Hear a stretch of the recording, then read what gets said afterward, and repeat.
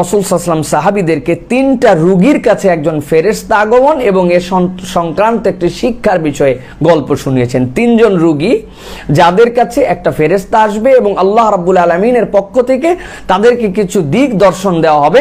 আল্লাহ রাব্বুল আলামিন সে বিষয়টা রাসূলুল্লাহ সাল্লাল্লাহু আলাইহি ওয়াসাল্লামের মাধ্যমে বর্ণনা করছেন। রাসূল সাল্লাল্লাহু আলাইহি ওয়াসাল্লাম বলছেন, বনি ইসরাইলের মধ্যে 3টা ব্যক্তি ছিল। একটা ব্যক্তি ছিল কুষ্ঠরোগী।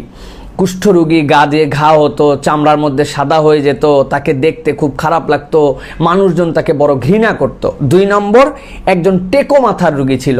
আমাদের দেশে যেরকম টাক মাথা বলি আমরা, চুল পড়ে গেলে, আরেক ধরনের রোগ আছে যেই রোগের কারণে তার মাথার চুল পড়ে যায়, তাকে বিশ্রী লাগতো।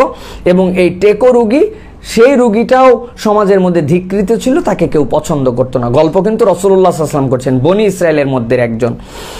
এরপর রাসূল সাল্লাল্লাহু আলাইহি ওয়াসাল্লাম বলছেন আরেকজন ছিল যে অন্ধ। এই অন্ধ হওয়ার কারণে